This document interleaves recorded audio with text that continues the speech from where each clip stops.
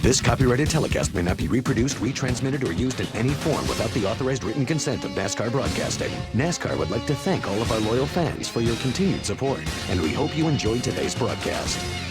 2.6-second lead in 2 laps. My question for you is, with this mandatory caution coming up, is there any reason for him to push that hard?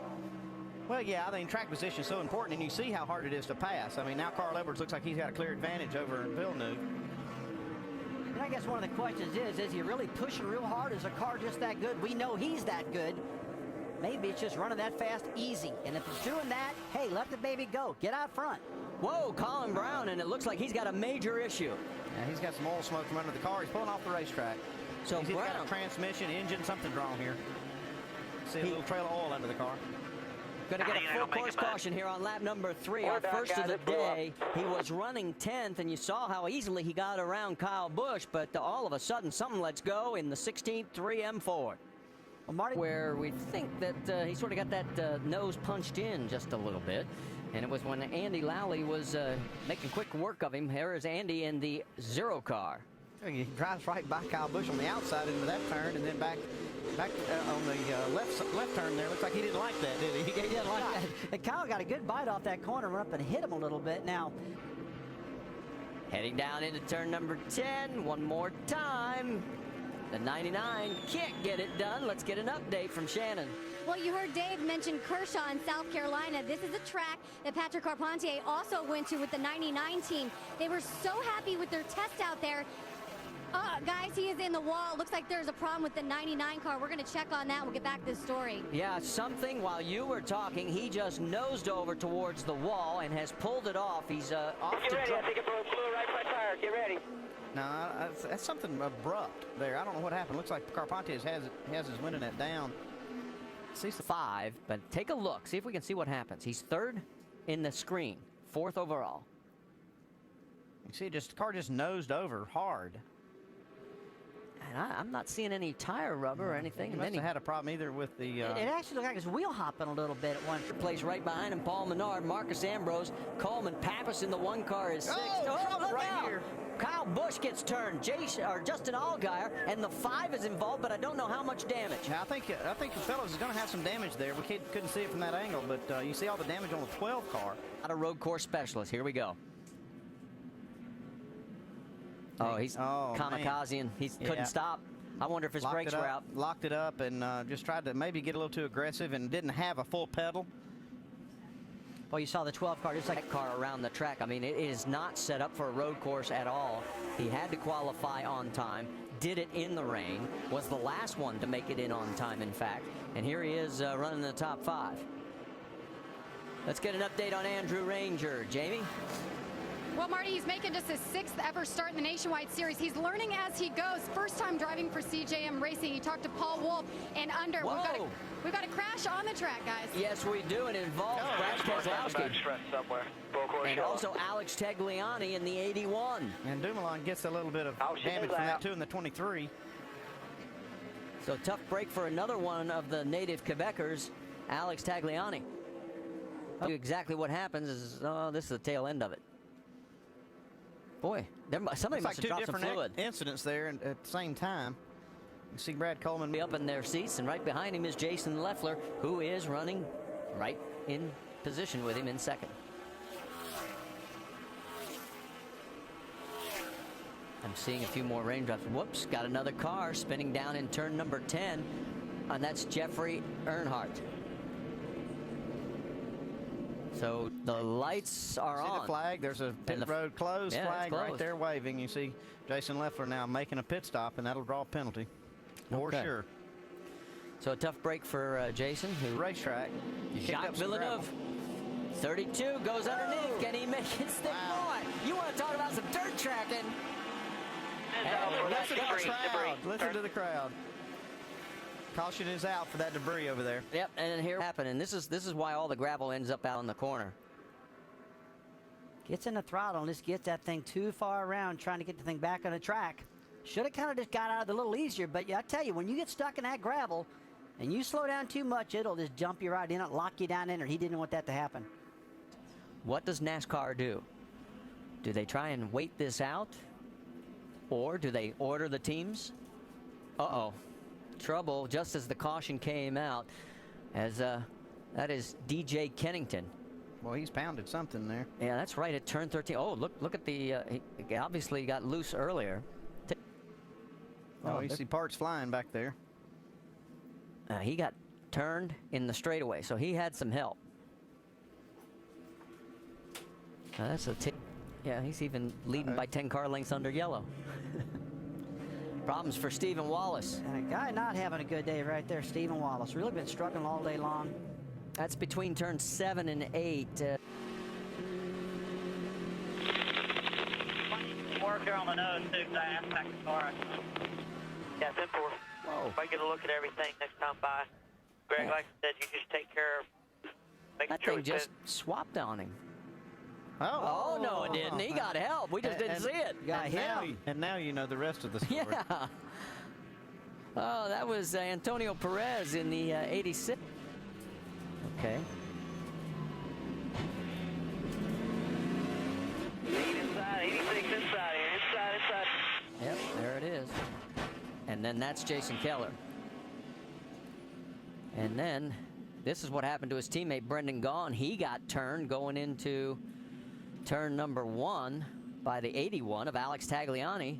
And Almost saved it. Almost saved it and didn't lose any positions. He had a good run. He was 11th when this caution flag come out. He was looking great in that U.S. Fidelis car. right behind him, Kyle Busch. J.R. Fitzpatrick, he's going to have to stop now, which is a problem for him on that little island right there. Yep, got some more action. Got another car turned around. Michael McDowell gets spun around. Boy, that is really going to hurt J.R. Fitzpatrick. He was running in 9th position on the restart.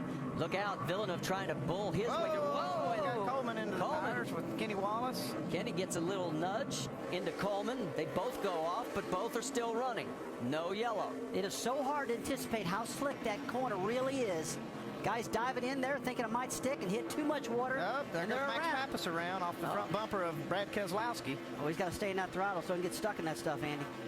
He's still got a little momentum. Momentum's your friend in this situation. Cost him a ton of positions as well. And as he comes back out, there's contact with a couple of cars. Doesn't look like anything major, though, as everybody still keeps going down that long straightaway. 7 laps to go, and these guys just muscling themselves around here. See some smoke from another car in front of this group. In fact, that was Brad Coleman going by with smoke coming off that car. Well, and now another car gets some help. That's Brandon Gaughan Gaughan. And the 86 involved in that one potentially again.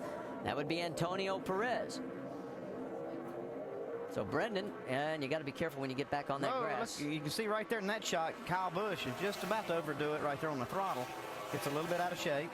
That's Andrew Ranger in 3rd, Carl Edwards in 4th, and there is the 66. Turned around in turn number 10, so Wallace has got his issues there again. Another car off to the right there, can't seem to make out the number. And here comes Marcus Ambrose. And the caution is out once again. So number 10. And listen to Mark and see what happened to Stephen Wallace. He got a little assist from the 34. And then, ooh, ouch, that's where Brad Coleman got some more damage. Green flag out, and here comes Carl taking a peek to the outside. Cannot get any ground there. Andrew Ranger on the high side. He's got some issues. He's trying to hang on. A little further back. We don't even make it through one. The 66 involved again. A couple other cars as well. The 41 of Stanton Barrett. Looks like Justin Marks. Yep. Michael Annette was also involved, and looked like maybe even Michael McDowell in the 96. And everybody gets refired, except we're still waiting for that last car. Looks like he's I think right now with 4 laps to go, I just keep running them. And if they run up across debris, just drive over top the debris. Marcus said gets into the gravel pit, manages to get enough wheel traction to get out of it. Maybe. Oh, Marcus gets wide. Marcus Ambrose gets in there too hot. He's going to come out with the lead. But the gap has narrowed. Now, speaking of there, the track just narrowed up down there in turn 10. Ranger now just about a car length back. Carl does manage to get around Kyle, and now the caution is out again. This was the original incident. Back in the middle. See, they're going 3 wide. Look at Stevens already in the grass skating. He's going to meet up with these guys in the middle of this corner. That's taking out 3 or 4. Wouldn't you call that bowling for dollars on that? That was definitely his mistake right there. He tried to make it 3 wide getting into turn 1 and caused a problem, that's for sure. But we've had some other problems at other parts of this racetrack just now, as Boris said. Into 14 will be the left-hander, and he'll have 1 lap to go to finally win a race that has eluded him for the past 2 years here at Montreal. And this is going to be the longest last lap of his life. I mean, this has been so hard for him to get around this track with all these caution flags, but he looks great right now. But Carl Edwards, don't count him out. He's closed in on him. He knows exactly. Listen to the fans cheering these guys as they go by. Marcus Ambrose has been flawless all day long. He just has to make a few more corners to get this thing home. Carl Edwards trying to do everything he can to get close for one more final dive on him, but I don't think it's going to happen. Marcus has just been that superior today. I'll tell you, Carl Edwards not letting him get away from him too far. Now this track's drying out pretty good right now. Carl's getting some good bite on these dry sections of the racetrack and actually running them down just a little bit. Looks like he has closed the gap. Long way to go still when you think about it in Marcus Ambrose's eyes. Heading down into 8. That's the final time there. So only one more real good opportunity for him. But Carl Edwards is right there. I mean, one mistake by Ambrose. Carl Edwards win this thing. Down in the hairpin here, Andy. This is where he's got to try to get it done. If he's going to dive on him, it could be here. And he tried. He's made a move here. Going to go high-low on him. Right off the corner. Can he get the grip? It's the grip. He's trying to fight that grip off the corner. All right. He gets in the bumper. He's pushing Ambrose. Yeah. Now he's got one more chance going into 13. Marcus taking the defensive line down the middle, saying if you're going to go, you're going to tell me where you're going first. Here he comes into 13. Well, Carl Edwards is doing everything he can right here. And Marcus! Big time curve. Here comes It's going to Edwards. cost him. No! Can you believe this? Carl Edwards gets around him. Marcus makes one mistake all day, and it's going to cost him the win. The last lap hits the riffle strips, goes airborne, and loses the race all by himself. Andrew Ranger comes home 3rd. Jacques Villeneuve 4th. Brad Keselowski in 5th. Unbelievable. You got to feel so bad for Marcus. That means the world to me. That means the world to me. Thank you. Well, you got to hand it to Carl Edwards, but what a heartbreaker for Marcus. Oh, absolutely. Heartbreaker for Marcos Ambrose. So You can see how much this means to Carl Edwards, though. This is a big, big win for him. 2 years in a row, Marcus's mistake is going to cost him victory. He led 60 laps. Carl was just pressuring him so hard, never did touch him, but got so close to him. Man, when you're leading, you got a mirror full of a driver like Carl Edwards, makes you drive harder. Just Take too another hard. look at it. You see, he's trying to defend that corner, and he goes in a little bit shallow, and that puts him offline. You see him jump over the curb in the last corner. Oh, what a heartbreak. Ambrose has led 125 of the 199 laps run here at Montreal. That is 62%, but he has never been first across the stripe, and he is going to be living that moment for a long time.